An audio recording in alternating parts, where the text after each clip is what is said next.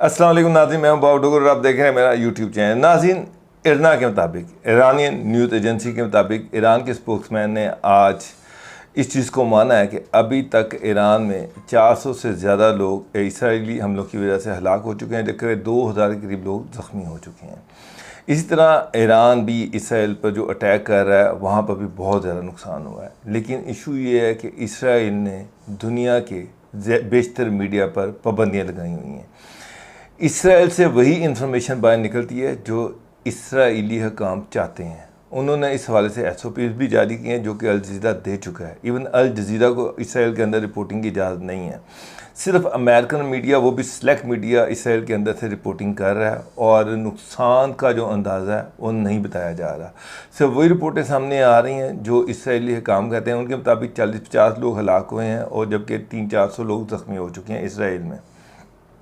इसके साथ साथ डिप्लोमेटिक एफर्ट जो हैं वो भी जारी हैं।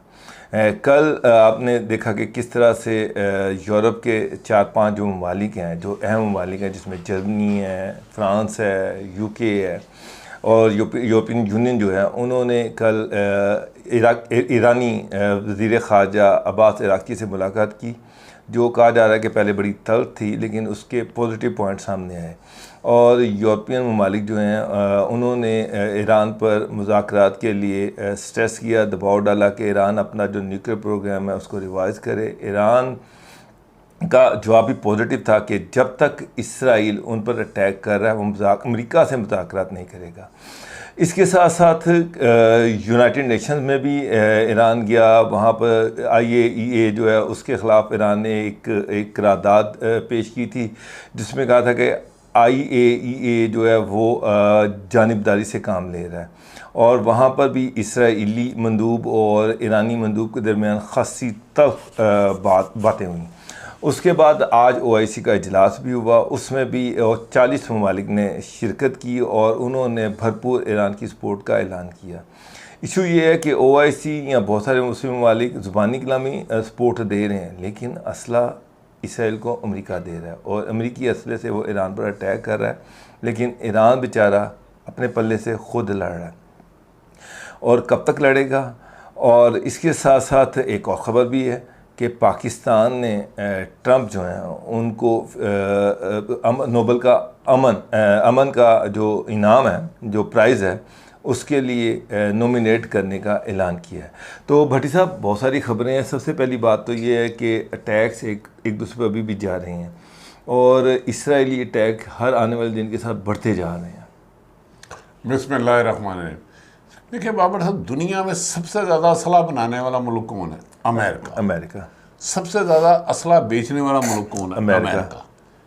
इसराइल का नाम अमेरिका है। तमाम इंटरनेशनल मीडिया और ऑब्जर्वर के मुताबिक इसराइल ने अमेरिका की आशीर्वाद, उनकी मदद, उनके कहने पर उनके असले से हमला किया और भरपूर हमले किए, इसमें दो राय कोई नहीं है। जिस मुल्क पर तकरीबन 45 साल से पाबंदियाँ हों, नकलो हरकत ना हो, किसी से एक्सपोर्ट इम्पोर्ट ना हो, इसके बावजूद तकरीबन 7 या 8 दिन हो गए हैं मुसलसल उनकी जौहरी तनसीबात, उनके मिलिट्री हेडक्वार्टर, उनके सॉफ्टवेयर रूम्स तक इसराइल का अब तक ईरान का जवाबी हमले करना बहुत ज़्यादा उनकी हिम्मत है। यही वजह है कि अमेरिका दुनिया की सुपर पावर होने के बावजूद, दुनिया का लेटेस्ट तैयारे, मज़ाइल, असला बनाने के बावजूद डायरेक्ट इस जंग का हिस्सा नहीं बन सका कि अगर मैंने हमला कर दिया और ईरान पर वो कब्ज़ा ना कर सका। उसकी ज़िंदा मिसाल है कि उसने अफ़गानी जैसे मुल्क में 20 साल ज़ाया किए और दुम दबा कर भागा। तो अब मेरा नहीं ख्याल, कल मैं वो न्यूज़ वीक की एक स्टोरी पढ़ा था कि कल एक हफ़्ते में 2 दफ़ा ज़लज़ले ईरान में आए हैं। कुछ एक्सपर्ट का ख्याल है कि शायद उन्होंने अपने ज़ेरे ज़मीन जोरी धमाका कर दिया, जिसकी कंफर्मेशन नहीं है। देखिए भट्टी साहब, जो तुलसी गैबर्ट थी, जो US इंटेलिजेंस हेड है, उसने पहले ये ऐलान किया, ट्रंप को ये कहा कि अमेरिका जो ईरान है उसने अपनी यूरेनियम की अफजूदगी इस हद तक नहीं कि वो उस पर ऐसे वेपन्स बना सके, एटमी वेपन बना सके। लेकिन अब वो ये कह रही कि नहीं जी, उनकी जो कैपेसिटी है वो उससे बढ़ गई है और मेरे बयान को गलत दिया गया है। जो अमेरिका है वो भी ये समझ रहा है कि जनाब के ईरान ने एटमी जो असला है उसकी अफजूदी कर ली है, जबकि ईरान इस चीज़ को अभी तक नहीं मान रहा।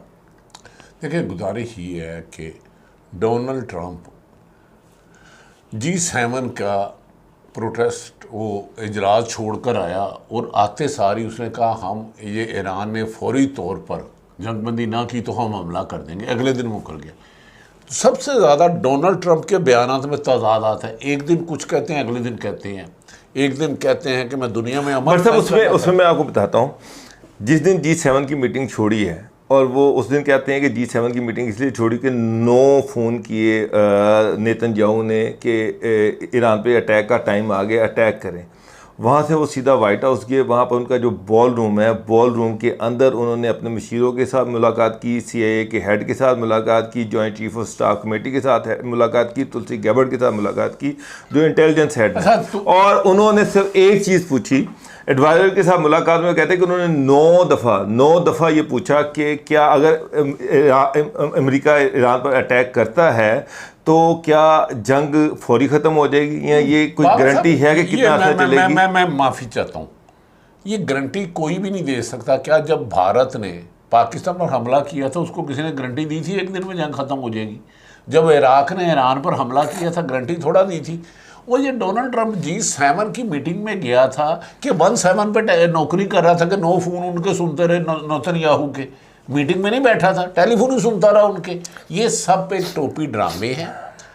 डोनाल्ड ट्रंप एक अनबैलेंस आदमी है जहाँ तक मैंने देखा, और इसीलिए खुद उसकी ही पार्टी में उसके खिलाफ आवाज़ें उठने लग पड़ी हैं। आते सार ही उसने अपनी सुप्रीम कोर्ट से अटैक ले लिया, एलन मस्क जो उसका बहुत करीबी दोस्त था उसके साथ नाराज़गी ले ली। और डोनाल्ड ट्रंप का एक ख्याल था कि इसराइल के हमले पर ईरान फौरी तौर पर ज़मीन बोझ हो जाएगा, जवाबी हमला करने के काबिल नहीं रहेगा। दूसरी तरफ रशिया उसके साथ आकर खड़ा हो गया, चीन आकर खड़ा हो गया। ये दो बाने एक चीज़ है, एक दुनिया में सुपर पावर अमेरिका और दूसरा चीन है। पाकिस्तान ने भी जो 10 तारीख को जवाब दिया वो खुद नहीं दिया, चीन ने बहुत ज़्यादा सपोर्ट किया। देखिए, हकीकत है, राइटर ये कह रहा है कि ट्रंप ये सारे मगर भी media is torn between diplomacy and attack। वो ट्रंप खुद कह रहा है आई मे और आई मे नॉट, कि मैं अटैक करूं या ना करूं, अटैक करूं या ना करूं, मैं डिप्लोमेसी से मसला हल करूं या अटैक करूं। फैसला नहीं कर पा रहा भट्टी साहब, फैसला नहीं कर पा रहा। उसको ये गारंटी नहीं है कि ये जंग कितनी लंबी जाएगी, और वो लंबी जंग का हिस्सा नहीं बनना चाहता। बाबर साहब, डिप्लोमेसी उस वक्त तक होती है जब तक आप किसी मुल्क पर हमला ना करें। जब हमला कर देना फिर उस मुल्क का काम है जवाब देना। पाकिस्तान ने भी 2 दिन चुप रहा, 7 की रात को हुआ, 8 को हुआ, 9 हुआ, 10 को पाकिस्तान ने दिया। ईरान ने भी 24 घंटे बाद हम जवाब दिया। एक ये है कि आप किसी पर हमला करें तो उसे सफाए हस्ती से मिटा दें। नहीं, अमेरिका ने तो अभी अटैक नहीं किया, नहीं डायरेक्ट अटैक नहीं किया। सर मैं कहता हूँ ना पायन अमेरिका, मैंने कहा इसराइल अमेरिका के बगैर अपाहा जाए। क्यों नेतन्याहू बार बार कह रहा है कि अमेरिका में, अब बताएं। अभी अमेरिका देखें, जो यूरोपियन मुल्कों की मुलाकात हुई है उस पे ईरान ने वाज़ेह तौर पर कहा है कि जनाब अमेरिका ईरान को उसको इसराइल को मना कर दे तो हम भी जंग में नहीं रहते। उस पर ट्रंप ने कहा कि भाई इसराइल को कहना बड़ा मुश्किल है कि अच्छा, डू यू थिंक इसराइल अब आपके नाजरीन के लिए, बाबर डोगर अपडेट चैनल के नाजरीन के लिए, इसराइल अमेरिका की आशीर्वाद और उसके असलह के बगैर खुद ही उसने हमला कर दिया। अब ये कहना चाहते हैं आप दुनिया को? अमेरिकन एडमिनिस्ट्रेशन ये कहती है कि वो खुद सर है, हमारे कंट्रोल से बाहर है। अमेरिकन एडमिनिस्ट्रेशन को छोड़े, वो अभी आप कह रहे थे ना कि अल जजीरा पर पाबंदी लगा दी, अब यही फरमा रहे थे इसराइल कोई खबरें नहीं आने दे रहा। पाकिस्तान के मीडिया पे आप खबरें दे के दिखाए, वो तो इसराइल है ना, इधर से पता नहीं 1500 किलोमीटर दूर, 1500-1600 किलोमीटर दूर है। पाकिस्तान के मीडिया पे आज एक शाकिर अमान लड़का, शाकिर महमूद अमान, उसने शाह महमूद कुरैशी की कर रहा था, आज बेल हो गई उनकी 9 मई की, उसको इन्होंने जेल में नहीं जाने दिया, नौकरी से निकलवा दिया। छोड़े, दुनिया में ना हर मुल्क गन पॉइंट पे चलाया जा रहा है। यही ख्वाजा आसफ हो या मरीम नवाज साहबा हो मोहतरमा या नून लीग हो, कहते थे इमरान खान यहूदियों का एजेंट है, कहते थे ना कि नहीं। अब नोबल इनाम याफ्ता यही हुकूमत कह रही है ना कि डोनाल्ड ट्रंप को आप अमन इनाम इसलिए देना चाहते हैं कि गजा में हजारों मासूम बच्चों को उसने मारा। सुन ले, ट्रंप ने कैसे मारा भट्टी साहब? नहीं उसकी ट्रंप की हुकूमत आने से पहले उनको गजा तबाह हो चुका था। दौरान जंग नहीं जारी रही, उस दौरान हमले नहीं हो रहे। जब से 20 जनवरी से उसने ली, उसके बाद कोई हमले नहीं हुए। यार बाबर साहब, खुदा का खौफ करें आप, मेरे से ज्यादा साहिब इल्म है। वो तो ये कह रहा था कि मैं ये जंग रुकवाना चाहता हूँ, रुकवाइए। यूक्रेन की, और वो भी मैं रुकवाना चाहता हूँ। गजा में मासूम बच्चे, पैदाइश होने वाले बच्चे, स्कूल, हस्पताल और पूरे के पूरे बंजर ज़मीन कर दी हैं। लाखों बच्चे उसने, हज़ारों बच्चे यतीम कर दिए, हस्पताल स्कूल तबाह कर दिए, उधर रहने के काबिल नहीं दिए, खुराक और दूध नहीं दिलाने दिए जा रहा। तो आपका मतलब है इसराइल अकेला तन तनहा अमेरिका की मर्ज़ी के बगैर गज़ा को भी खा जाए, मुसलमान चुप रहे उम्मा, ईरान को भी खा जाए। अरे उसके बाद खुदा ना खास्ता, अल्लाह ना करे, कल को पाकिस्तान पे एक न्यूक्लियर मेरा एक और सवाल का चले जवाब दें। इसराइल के पीछे तो ईरान है, अमेरिका है, और अमेरिका की मर्जी के बगैर इसराइल नहीं हिलता। ये जो 40 मुसलमान मुल्क वहाँ पर बैठे हुए हैं इस वक्त इस्तांबुल में, तुर्की में, इनको कौन रोक रहा है ईरान की या गजा की मदद करने? ये आपने सर की असल बात है, हमारा अल्लाह पर ईमान नहीं रहा। हम नाम के मुसलमान अल्लाह को मानते हैं, अल्लाह की नहीं मानते। अगर मुसलमान यूनिटी ये होती, सऊदी अरब जो ईरान पे खरबों रुपये इन्वेस्टमेंट कर रहा है, इस्लामी ममालिक अमेरिका पे, तो इस्लामी ममालिक इस वक्त सुपर पावर बन जाए। यही बदकिस्मती है बाबर साहब कि हम मुसलमान दुनिया में सबसे ज़्यादा हैं, लेकिन एक नहीं है, एक दूसरे की जड़ें काट रहे हैं। सबसे ज़्यादा अडेड तो मिडल ईस्ट में अमेरिका है। अच्छा, कतर में अमेरिका एक सुपर पावर है, इसमें दो राय कोई नहीं है। उसके पास दुनिया के जदीद लड़ाका तैयारे हैं, मिसाइल हैं। इसके बावजूद उसे खदशा हुआ है कि ईरान हमला ना कर दे। कतर में उसने अपने अड्डे जहाज भगाने शुरू कर दिए। इराक से भी अपना सारा स्टाफ जो जब जंग होती है ना, जंग उसमें नुकसान तो होता है। हाँ, ईरान का यकीनन ज़्यादा नुकसान हुआ है, लेकिन जो इनका ख्याल था कि ईरान पहले ही हमले में चित हो जाएगा और जवाबी कार्रवाई की पोजीशन में नहीं रहेगा। अच्छा बट साहब, आपको ये मसला डिप्लोमेसी से हल होता नजर आ रहा है? ट्रंप ने 2 हफ्ते दिए हैं और यूरोपियन यूनियन बड़ी एक्टिव हुई है, यूरोप के ममालिक एक्टिव हुए हैं, मुसलमान ममालिक एक्टिव हुए हैं कि किसी तरह से डिप्लोमेटिक OIC कुछ नहीं करेगी। ये कागजी तंजीम है, कागजी तंजीम है। अगर इसमें कोई रोल अदा करेगा रशिया और चीन ईरान को सपोर्ट करेगा। आपको मेरा तो एक मौक़िफ़ है, आप उस शख्स को 1971 में भारत के साथ जंग हुई थी पाकिस्तान की और 65 में, उस शख्स को नोबल इनाम दे रहे हैं जिसने आकर भारत के जरिए पाकिस्तान पर हमला कराया, इसराइल के लिए। किस खुशी में उसको इनाम दे रहे हैं? डोनाल्ड ट्रंप का रोल क्या है? कह रहे हैं कि पाकिस्तान की बहुत बड़ी डिप्लोमेटिक चाल है कि उसको अमन के लिए उसको नॉमिनेट करना चाह रहे हैं। तो फिर आप, और अगर वो जब वो अमन के लिए नॉमिनेट करेंगे तो उस पर प्रेशर आ जाएगा, और वो इस पर यह प्रेशर आएगा कि वो ईरान पर अटैक ना करे। अगर अटैक करेगा तो वो फिर अमन के लिए। अच्छा, इसका मतलब है कि अमेरिका पाकिस्तान के प्रेशर की वजह से ईरान पे अटैक रोक सकता है। You are genius. अगर आप जब आप ये कह रहे हैं कि ये बंदा जो है ये जंगे रोकता है, वो खुद उसने ट्वीट किया, ट्रंप ने ट्वीट किया कि मैंने इंडिया पाकिस्तान की जंग रखवाई, मैंने और भी बड़ी दुनिया की जंगें रखवाई हैं, लेकिन ये मुझे पता है कि ये मुझे जानबूझ कर अमन का इनाम नहीं देंगे। नहीं, देखिए ये गुजारिश ये नहीं है। इंडिया ने हम पर जंग रोक कर एहसान नहीं किया। अल्लाह की करम से पाकिस्तान एक एटमी ताकत है। पाकिस्तान की 8.5 लाख फोर्स है, पूरे मुल्क से ज़्यादा बजट इनका है। हमारी फ़ौज में गाजी और शहीदों की एक तवील दास्तान है। आपकी बहरिया दुनिया की ताकतवर तरीन है। जब भारत ने अपना पूरा शौक पूरा कर लिया, आपके 10 सेटल एरिए में उसने हमले किए, मिसाइल मसाजिद। आपका मतलब है ट्रंप ने नहीं रोका है? नो, आपका प्राइम मिनिस्टर ये कह रहा है, आपका फॉरेन मिनिस्टर ये कह रहा है, आपका फील्ड मार्शल ये कह रहा है, आपकी पूरी गवर्नमेंट ये कह रही है कि जनाब ट्रंप ने अपना रोल प्ले किया। आप कह रहे हैं कि नहीं किया। अब ट्रंप के बार बार बयान देखे, मैंने 2 मुल्कों में जोरी जंग होते हुए रोकी। जोरी, हाँ जी। उन्हें पता था कि पाकिस्तान न्यूक्लियर पावर है। पाकिस्तान, बाद माहिरीन का ख्याल है कि लंबी जंग 2 महीने 15 दिन की नहीं लड़ सकते। हमने एटम बम पाकिस्तान की हिफाजत के लिए बनाया है ना।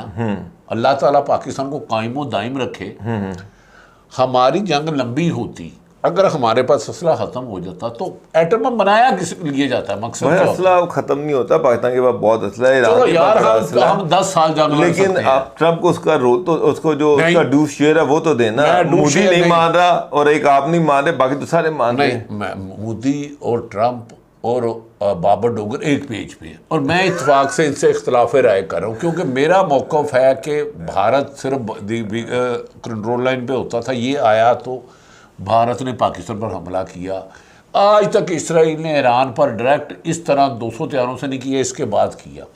अब ये अपने आप को इसकी शोहरत लेने के लिए पाकिस्तान के ज़रिए आप उसको अमन का यार कह रहे हैं कि जिसने 2 मुल्कों की आते सारी 20 जनवरी को होत रही है जंग करवा दी, उसमें तबाही ईरान में करवा पाकिस्तान दी। की इंडिया की जंग उसने कैसे करवाई? अच्छा, इंडिया और पाकिस्तान की जंग होगी, अमेरिका भारत को सपोर्ट करेगा कि पाकिस्तान को? उन्होंने तो कहा था ये इनका आपस का मसला है, हमारे से कुछ लेना देना नहीं। चलो यार, मैं गलत सही, मैंने सिर्फ ये कहा है पाकिस्तान और भारत की जंग होती है तो अमेरिका किसको सपोर्ट करता है? सर न्यूट्रल है।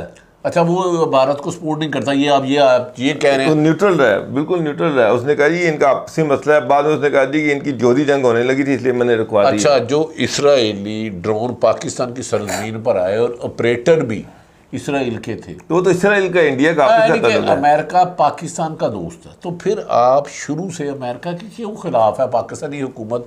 अभी मैं मरीम नवाज का कह रहा था कि वो तशबीह दे रही थी डोनाल्ड ट्रंप और इमरान खान एक जैसे हैं। डोनाल्ड ट्रंप ने वहाँ उधर किस जगह पे किड़ी से हिल पर अटैक किया और इमरान खान ने इसके साथ किया, इसी को ये दे रहे हैं। ख्वाजा आसफ के बयान देखें, खुदा का वास्ता है सच कहना आ जाए। देखें बाबर साहब, मैं ये नहीं कह रहा कि जंग अमन होना चाहिए दुनिया में, जंग किसी भी 100 लाख नुकसान के बाद है, लेकिन अमेरिका को आप वो क्रेडिट ना दें जो उसने काम नहीं किया। ईरान पुरअमन तरीके से चल रहा था, उस पर हमला किया, उसका जवाब देना फ़र्ज था। पाकिस्तान अल्हम्दुलिल्लाह दुनिया की फौज 2-4 बड़ी। आखिरी सवाल, क्या आपको ये जंग डिप्लोमेसी से ख़त्म होती नज़र आ रही है कि यह अमेरिका अटैक करेगा? अमेरिका बहुत मुश्किल है, अटैक करेगा। तो मैंने कहा, न्यूज़ वीक ने कल स्टोरी दी है, पॉसिबिलिटी है, मैं ये नहीं कह रहा यकीनी बात है, क्योंकि अभी कोई बड़े मीडिया हाउस नहीं है, अमेरिका ने दावा नहीं किया कि ईरान ने जो एटमी ताकत बन चुका है। अगर ये जंग हुई तो इसके नुकसानात ईरान को तो बहुत ज़्यादा होंगे, लेकिन इसराइल भी सलामत नहीं रहेगा, इस पोजीशन में नहीं रहेगा। पंजाबी च एक मिसाल है, माफ़ी चाहता हूँ नाज़रीन, कहना ना जे कमीज साड़ी पार्टी तो बनैन ताड़ी भी नहीं रहेगी, ये हाल होगा इसराइल का। माफ़ी चाहता हूँ। बिल्कुल भाई साहब, आप सही कह रहे हैं। मैं आपसे इत्तेफाक करता हूँ कि अगर ईरान को नुकसान पहुँचा, ज़्यादा नुकसान पहुँचा, तो बचेगा इसराइल भी नहीं। ये बात तो डेफिनेट है, कंफर्म है। इजाज़त दीजिए नाज़रीन, अल्लाह।